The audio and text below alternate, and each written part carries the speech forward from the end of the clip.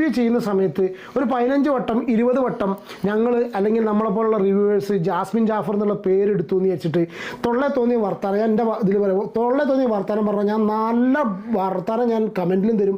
ആ കമൻറ്റ് ഞാൻ എടുത്തിട്ട് ഞാൻ പറയുന്നത് തമാശല്ല ചെയ്തു. ആ കമൻറ്റ് ഞാൻ നല്ല രീതിയിൽ ഞാൻ എടുത്താക്കും. ഞാൻ എൻ്റെ അഭിപ്രായം പറഞ്ഞാണ്. നിങ്ങൾക്ക് എന്നെ വിമർശിക്കാന്ന് വെച്ചാൽ വിമർശിക്കാൻ ഒരു കുഴപ്പമില്ല. പക്ഷേ വീട്ടിലുള്ള വർത്താനം മറ്റേ വായ തോന്നിയ വർത്താനം പറഞ്ഞിട്ടുണ്ടെങ്കിൽ അതിലേറെ വലിയ ആട്ട് ഞാൻ ആട്ടും. 100 തമാശല്ല ചെയ്തു. ഇത് ഞാൻ ഈ തമാശ കളിക്കാൻ പറയും. കാരണം ഞാൻ കുറച്ച് കമൻറ്റ് ഞാൻ വായിച്ചു എന്ന്. നിങ്ങൾ PR ടീംസ് നടക്കണം വെച്ചാൽ നടന്നോളൂ, ഒരു കുഴപ്പമില്ല. അന്തംഗമ്യമായിട്ട് ജീവിക്കണേ, പൊട്ടക്കിണറ്റിലെ തവളകളായിട്ട് ജീവിക്കണം വെച്ചാൽ ജീവിച്ചോളുണ്ടോ. ജാസ്മിൻ ജാഫറിൻ്റെ അന്തം വിട്ടിട്ട് രാത്രി ജാസ്മിൻ ജാഫറിൻ്റെ സ്വപ്നം കാണുകയും ഒരു ഗ്രൂപ്പിൻ്റെ ഉള്ളിൽ കിടന്നിട്ട് വലിയ വലിയ ആൾക്കാരായിട്ട് ചിലക്കുന്ന PR ടീംസിനോടും ആൾക്കാർ അവരുടെ വോയിസ് ക്ലിപ്പ് ഇതോ. ഹായ്. അപ്പോൾ ഗോപ്രോ മച്ചാൻ പറഞ്ഞ പോലെ തന്നെ കുറേ അന്തംഗമ്മികളായ കുറേ ആൾക്കാരുണ്ട്. നമ്മൾ ഈ റിവ്യൂ പറയുന്ന ആൾക്കാർ നമ്മളുടെ അഭിപ്രായങ്ങളാണ് ഈ നമ്മളെ ചാനലിൽ കൂടെ ഓരോ വീഡിയോസായിട്ട് ഇടുന്നത്. അത് ഞങ്ങളുടെ അഭിപ്രായങ്ങൾ ഞങ്ങൾ പറയുന്നു. താല്പര്യമില്ലാത്തവർ അത് കാണണ്ട. അല്ലെങ്കിൽ നിങ്ങളുടെ ഇപ്പോൾ ജാസ്മിനെ അംഗീകരിക്കുന്ന അല്ലെങ്കിൽ ജാസ്മിൻ്റെ സ്വഭാവത്തിനോട് യോജിക്കുന്ന കുറച്ച് ആളുകളുണ്ട്. അവരാണ് നമുക്ക് തിരിച്ച് കമൻറ്റുകൾ ഇടുന്നത്. അതും അവരെ വീട്ടിൽ ഇപ്പോൾ ജാസ്മിൻ്റെ വായെന്ന് വരുന്നത് നമ്മൾ ശ്രദ്ധിക്കുന്നുണ്ടല്ലോ. അതേപോലെ തന്നെ ജാസ്മിനെ അവരെ ഉമ്മാനെയും വാപ്പാനെയൊക്കെ തള്ളാന്നൊക്കെയാണ് അവർ പറയുന്നത്. ഞങ്ങളെ വീട്ടിൽ ഉമ്മ വാപ്പ എന്നൊക്കെയാണ് പറയുന്നത്. അപ്പോൾ അതേപോലെ ഞങ്ങൾ തമ്മിൽ പല വ്യത്യാസങ്ങളും കാണും. അപ്പോൾ അതേപോലെ തന്നെ കമൻ്റ് ഇടുന്നവരും അവരുടെ ഉമ്മാനെ വിളിക്കുന്ന ഭാഷയാണ് ഞങ്ങളെ കുറച്ച് കമൻറ്റുകൾ വന്നിട്ട് ഇട്ടിട്ട് പോകുന്നത്. നമ്മളത് ശ്രദ്ധിക്കുന്നില്ല. പക്ഷേ ഇതിന് ചിലപ്പോൾ ഇങ്ങനെയൊക്കെ ഒരു മറുപടി കൊടുത്തില്ലെങ്കിൽ അവർ പിന്നെ ഇത് ആവർത്തിച്ചു കൊണ്ടേയിരിക്കും. മക്കളുടെ ഭാഗത്ത് എന്ത് തെറ്റുണ്ടായാലും അംഗീകരിച്ചു കൊടുക്കുന്ന ചില മാതാപിതാക്കളെ നമ്മൾ കണ്ടിട്ടുണ്ട്. അത് സാരില്ല. ചിലവരുണ്ട് അതിനെ മക്കളെ അത് ശരിയല്ല എന്ന് പറഞ്ഞുകൊണ്ട് അതിനെ പാടെ ഇല്ലാതാക്കുന്ന പ്രവൃത്തി നമ്മൾ കണ്ടിട്ടുണ്ട്. അതേപോലെ തന്നെ അംഗീകരിച്ചുകൊണ്ട് നിന്റെ വിജയത്തിന് വേണ്ടി എന്തു വേണമെങ്കിലും ചെയ്തോ എന്ന് പറയുന്ന ചില മാതാപിതാക്കളും ഉണ്ട്. അപ്പോൾ അതിൽപ്പെടുന്ന ഒരു വിഭാഗമാണ് നമ്മളുടെ ജാസ്മിൻ ജാഫറിൻ്റെ ഉമ്മയും വാപ്പയും. അപ്പോൾ ഇന്നലെ മിഞ്ഞാനത്തെയൊക്കെ പ്രൊമോയിൽ ഭയങ്കര അടിപൊളിയായിട്ടായിരുന്നു ജാസ്മിൻ്റെ വാപ്പ പോയി കുറേ എന്ന് വെച്ച് കഴിഞ്ഞാൽ ചിലവർ പറയുന്നുണ്ടായി രഞ്ജി പണിക്കറിൻ്റെ ഒരു ആക്ഷനും കാര്യങ്ങളാണ് ജാഫറിൻ്റെ. അപ്പം ഞാനും ഇന്നലത്തെ ഒരു വീഡിയോയിൽ ഇട്ടിട്ടുണ്ടായി അടിപൊളി വാപ്പ നല്ല ഇതാണ് ഇങ്ങനെയൊക്കെയാണ്. പക്ഷേ ലൈവിൽ കാണിച്ച കാര്യങ്ങളല്ല എപ്പിസോഡിൽ അവർ കാണിച്ചുകൊണ്ടിരുന്നത്. കാരണം എന്ന് വെച്ച് കഴിഞ്ഞാൽ മോളുടെ എല്ലാ പ്രവർത്തികളും അംഗീകരിച്ചുകൊണ്ടുള്ള ഒരു കാട്ടായങ്ങളും അതേപോലെ തന്നെ കുറച്ച് കാര്യങ്ങളാണ് ഇന്നലത്തെ എപ്പിസോഡിൽ ഉണ്ടായിരുന്നത്. അപ്പോൾ അതുകൊണ്ട് അത് ആർക്കും ദഹിച്ചിട്ടില്ല. കാരണം ജാസ്മിൻ്റെ ഹേറ്റേഴ്സിന് അത് ദഹിച്ചിട്ടില്ല. ഈ പറഞ്ഞ പോലെ ജാസ്മിനെ അംഗീകരിക്കുന്നവർ വേണമെങ്കിൽ അത് കൈയടിച്ച് പ്രോത്സാഹിപ്പിച്ചിട്ടുണ്ടാവുക. അത് അവരുടെ ഇഷ്ടം, നമ്മളുടെ ഇഷ്ടം ഇങ്ങനെയാണ്. പിന്നെ അതേപോലെ തന്നെ ഇന്നലെ വേറൊരു കാര്യം ഉയർന്നു വന്നിട്ടുണ്ട്. നമ്മളുടെ അഫ്സലും ദിയാസനെയാണ് ജാസ്മിൻ്റെ ഉപ്പയെയും ഉമ്മയെയും ഈ പറഞ്ഞ പോലെ എയർപോർട്ടിൽ കൊണ്ടുവന്നാക്കിയിരുന്നു. അതും ഈ ലൈവിൽ പറഞ്ഞിട്ടുണ്ടായിരുന്നില്ല, എപ്പിസോഡിലാണ് അതും കാണിച്ചേക്കുന്നത്. അതിൻ്റെ ഇടയിൽ ജാസ്മിൻ ചെറിയൊരു ഭാഗത്തിൽ പറയുന്നുണ്ടായി പാവം അഫ്സൽ കാക്ക അത്രയും വയ്യാതെ ഇരുന്നിട്ടാണ്, അതും അഫ്സൽ എന്നുള്ളത് മ്യൂട്ട് ചെയ്തിട്ടാണ് അവിടെ കാണിച്ചിരുന്നത്. ഇങ്ങനെ എയർപോർട്ടിൽ കൊണ്ടുവന്നാക്കിയത് പാവം എന്നൊക്കെ പറയുന്നുണ്ടായിരുന്നു. പിന്നെ അതേപോലെ നമ്മൾ ടെഡി ബിയറിൻ്റെ വിഷയം പറയണ്ടായി. കൊണ്ടുവന്നപ്പോൾ ടെഡി ബിയർ വലിച്ചെറിഞ്ഞിട്ട് ഒരു സൈഡിൽ ഒതുക്കി വെച്ചിട്ടുണ്ടായി.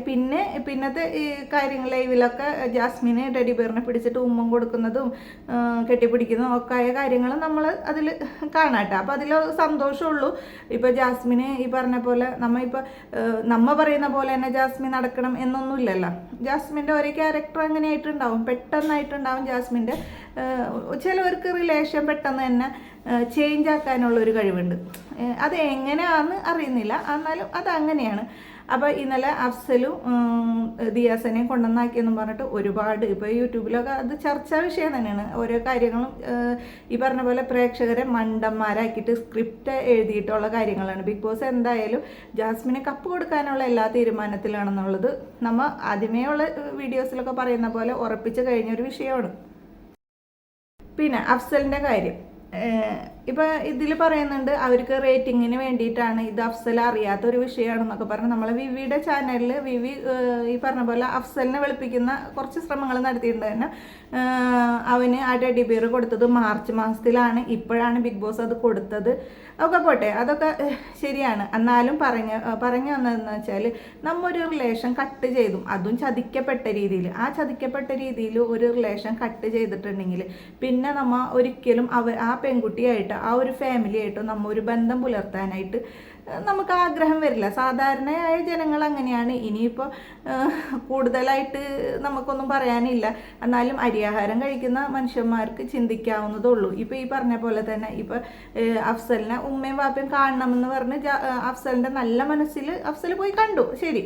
പക്ഷേ ഇതേപോലെ തന്നെ ഇനി ജാസ്മിൻ ഇപ്പം എന്തായാലും ഗബ്രി ജാസ്മിനെ ഉപേക്ഷിച്ച് ജാസ്മിൻ അവിടെ അങ്ങനത്തെ ഒരു ഇതിലാണ്. കാരണം അഫ്സൽ കാക്ക എന്ന് പറഞ്ഞിട്ട് ഇപ്പം വേറെ ഒരു ഗെയിം കളിച്ചുകൊണ്ടിരിക്കുകയാണ്.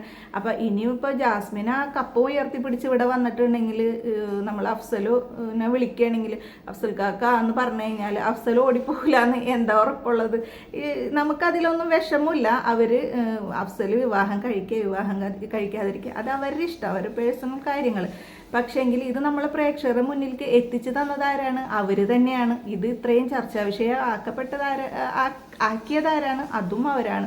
അപ്പം നമുക്കതിൽ പറയാനുള്ള സ്വാതന്ത്ര്യം ഉണ്ടല്ലോ, നമ്മത് പറയുന്നു. അത് മറ്റുള്ളവരെ വ്യക്തിഹത്യ ചെയ്യാതെ മാത്രമാണ് ഈ പറയുന്നത്. നമ്മളുടെ അഭിപ്രായങ്ങൾ നമ്മൾ പറയുന്നു. അതിന് കുറേ ആൾക്കാർ നമ്മളെ വന്ന് വിമർശിക്കും. അതൊക്കെ പിന്നെ അതേപോലെ തന്നെ ജാഫിർക്ക എന്ന് തന്നെ പറയാം. ജാഫിർക്ക ജാസ്മിനോട് പറയുന്നുണ്ട്, മോളെ നിനക്ക് എന്ത് വിഷമമുണ്ടെങ്കിലും അഫ്സലിനെ ഓർക്ക്. അത് സൗണ്ട് കുറച്ചിട്ട് പറയുന്നുണ്ട്. അതേപോലെ തന്നെ ഞങ്ങളെ ഓർക്കും, ഉമ്മാനെ ഓർക്കും, ഉപ്പാനെ ഓർക്ക്, പൊന്നൂനെ ഓർക്കുന്നൊക്കെ പറയുന്നുണ്ട്.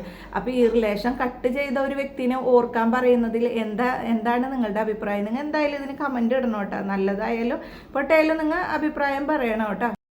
പിന്നെ ഒരു കാര്യം, ഈ ജാസ്മിൻ്റെ വാപ്പയും ഉമ്മയും വരുമ്പോൾ ജാസ്മിന് നല്ല ഉറക്കത്തിലായിരുന്നു. അപ്പോൾ ഉറങ്ങുന്ന ടൈമിൽ ഈ പറഞ്ഞ പോലെ ഗബ്രിയുടെ ഓർമ്മക്കായിട്ട് ഗബ്രിയുടെ മാല എപ്പോഴും കയ്യിലാണ് കെട്ടിക്കൊണ്ടിരുന്നത്.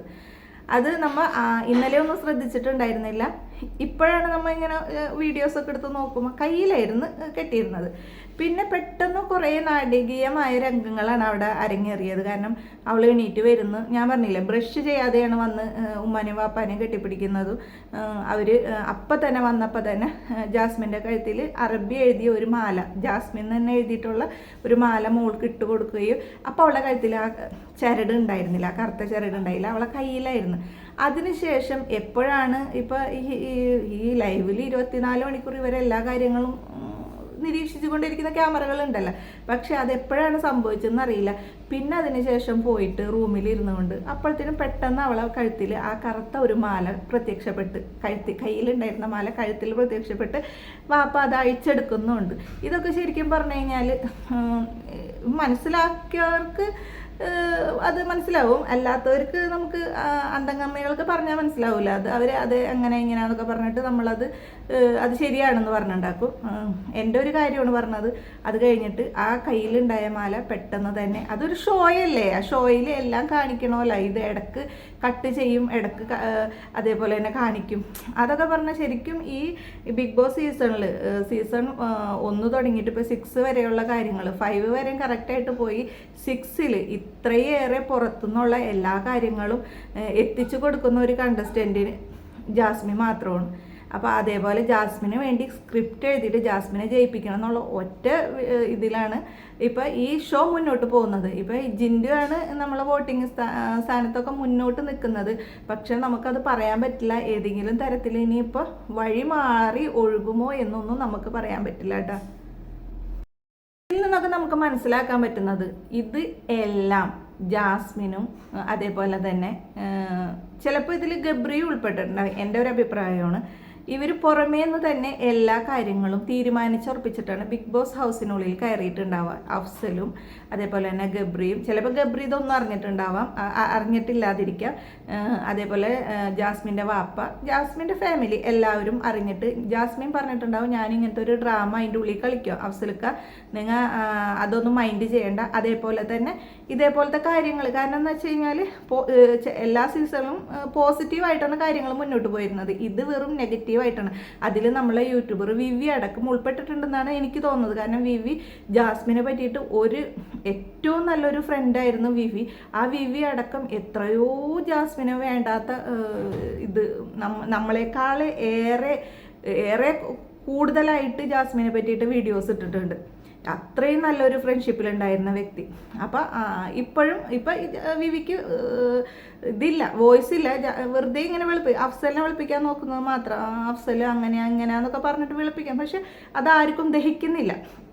അപ്പം അങ്ങനെ ഈ അഫ്സൽ പോസ്റ്റ് ഇട്ടു, ഞാൻ ബ്രേക്കപ്പായി ജാസ്മിനായിട്ട്, അങ്ങനെ ഇല്ല എന്നൊക്കെ പറഞ്ഞിട്ടാണ് ഇപ്പം ഈ എയർപോർട്ടിലോട്ട് പോയേക്കണത്. അതേപോലെ തന്നെ എയർപോർട്ടിൽ പോയ കാര്യം പോട്ടെ, അവിടെ ചെന്നിട്ട് ഈ വാപ്പയും ഉമ്മയും പിന്നെയും എടുത്തെടുത്ത് പറയുന്ന ഒരു പേര് അഫ്സൽ എന്നാണ്. അപ്പം ഇതിൽ എന്താണ് സംഭവിച്ചേക്കുന്നത്?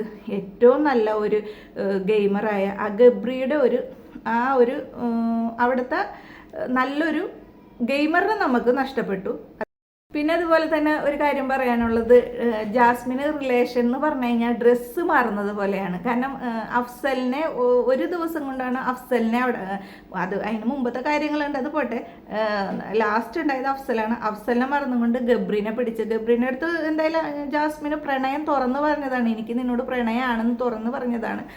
അപ്പം ആ ഒരു ഇതിൽ ഇപ്പോൾ ഗബ്രിയുടെ ആ മാലയും ആ ഒരു ഫോട്ടോ എടുത്തുകൊണ്ട് പോയപ്പോൾ ഒരു ദിവസം കൊണ്ടല്ല, ഒരു മണിക്കൂർ കൊണ്ട് തന്നെ പെട്ടെന്ന് തന്നെ അഫ്സലിനെ ആയിട്ടുള്ള റിലേഷൻ തിരഞ്ഞെടുക്കുകയും ചെയ്ത്. മനുഷ്യന്മാരൊക്കെ ഒരവസ്ഥയെ, ഇങ്ങനെയൊക്കെ മനുഷ്യന്മാർക്ക് ഓന്ത് നിറം മാറുന്നു എന്ന് പറയില്ലേ, അതേ അവസ്ഥയാണ്. ജാസ്മിനെ ഓന്ത് ജാസ്മിൻ എന്ന് പറയേണ്ടി വരും. അപ്പോൾ വീഡിയോ ഇത്രയേ ഉള്ളൂ. നിങ്ങൾക്ക് വീഡിയോ ഇഷ്ടമാവണമെങ്കിൽ ലൈക്ക് ചെയ്യാനും സബ്സ്ക്രൈബ് ചെയ്യാനും മറക്കണ്ട. അടുത്തൊരു വീഡിയോ വരുന്നവരെ എല്ലാവർക്കും ടാറ്റാ ബൈ.